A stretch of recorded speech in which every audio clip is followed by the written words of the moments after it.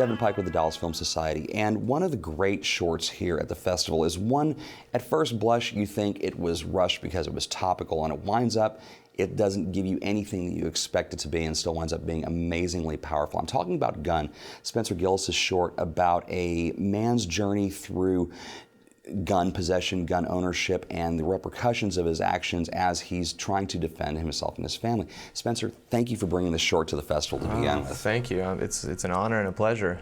Talk a little bit about where you came up with the concept for the script for Gun. It's kind of a two-part inspiration. The first part of it is I grew up in a small town in Kansas. My mother was a police officer there. So I grew up around firearms and particularly handguns, and I learned to shoot them at a pretty young age, and I was always just really impressed with the sense of empowerment that you feel when you handle a weapon, and in particular a handgun. And also the responsibility that I think you learn that comes with that, and understanding gun safety and those sorts of things. And so that was kind of the first part. I think just the backdrop of the idea.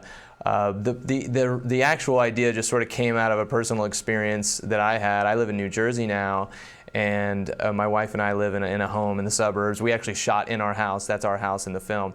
And I thought I heard something outside. It turned out to be like a deer on our back, deck or something. But it sounded like there was someone walking around. So I got up. I'm looking around. My wife is pregnant at the time, and just my animal instinct kicked in to kind of be, protect. And I realized I had nothing to protect myself. I didn't really have any means. And so the ball just got rolling, and as any filmmaker does, it just immediately started thinking about ideas, and those two ideas kind of came together, and that's what started the piece, basically. Did you find as you were writing the script that your own viewpoint on gun ownership and gun responsibility changed and morphed as you were going through the script process? It wasn't really until after we finished the film, and because at the time, we never, creatively, it was never part of the conversation what was going on in the news. Because really the most hot button things that happened after we shot the film. And so it was never part of the creative process. So I didn't really think about it that much. It was only after, when we were in post, the Aurora shooting happened. And then we were finishing our color and everything. We were like mastering the film when Sandy Hook happened. So it was only then that I realized, oh my God, and we had found out we got into Sundance, and I realized at that point, like, whoa, I need to think really deeply about this and take it really seriously, because it's going to be out there in the world and people are going to see it, and I need to understand, I need to think about it a little bit deeper. So it was only then that I started doing more reading, and I have to say that it was a good process for me. And I realized the further I looked, the more complicated I realized the issue was. Even though the mainstream press will have you believe that it's like you're either here or you're on that side. And even just sitting down with friends of mine that are NRA members from home, from Kansas over the holidays, and it's so much more complicated than the press leads most people to think about.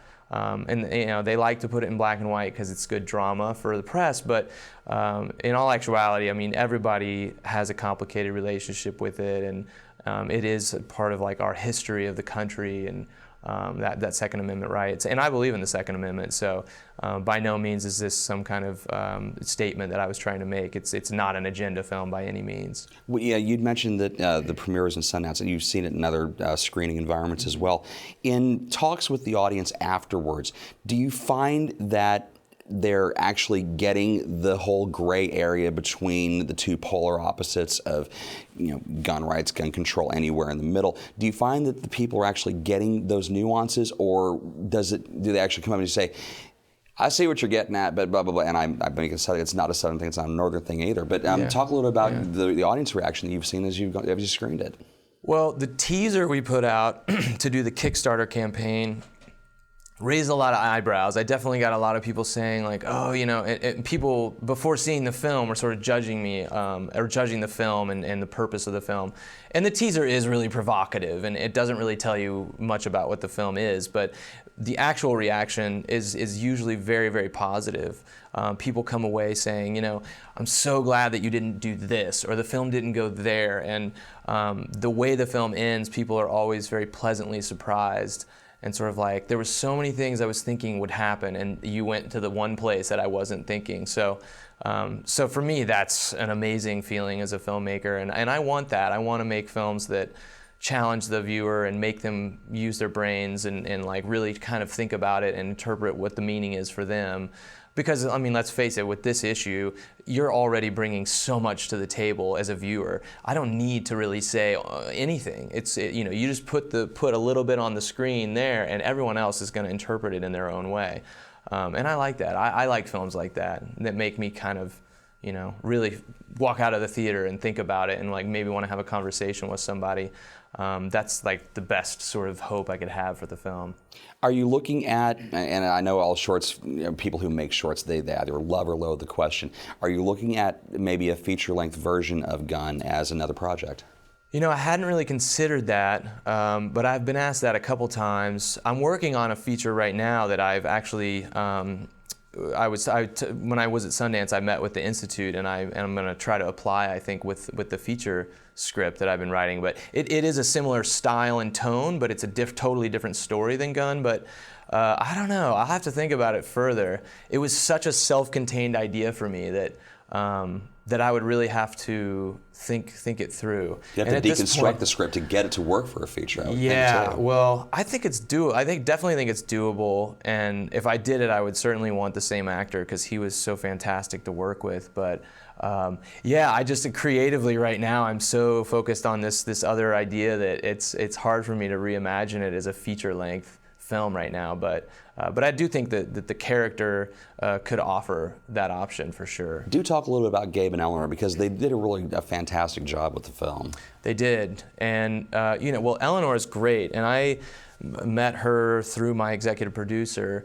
He connected us. I didn't really know her. I knew of her, but I'd never met her. So we went out and had a nice long talk over coffee. And even though it was a very small part in the film in terms of screen time, I told her how important it was to me, just in the sense of feeling the realism of her being a mother, and she had just had she had like an 8-month-old son at the time. I mean, he's older now, but when we spoke about it, so she had just been going through the heat of the moment, and I also have just gone through that, so I understand now what she was in the middle of, and I can't believe she did the film. But so that was wonderful because she understood like how seriously I took even a role like that wasn't going to be on screen for a long time. And then Gabe I met doing a movie called The Place Beyond the Pines that I was a camera assistant on. And I saw him perform, and he seemed great. And we started going through a casting agent, and he brought up Gabe's name, and I'm like, oh, I remember Gabe, and we sort of talked on set a little bit, and so that's kind of how I picked Gabe. And he was great. I mean, we talked a lot in pre-production, and he taught me a lot in terms of directing. Since this is my first film, I learned so much about really mining deeper into the character's psyche and lots of little nitty-gritty details that I hadn't really thought out before, that he sort of forced me to come up with answers. And that helps, and it helped both of us. When we got to shooting, it was sort of like we knew at that point there was very little conversation needed. It was mostly just about timing and pacing and things like that we had to work on.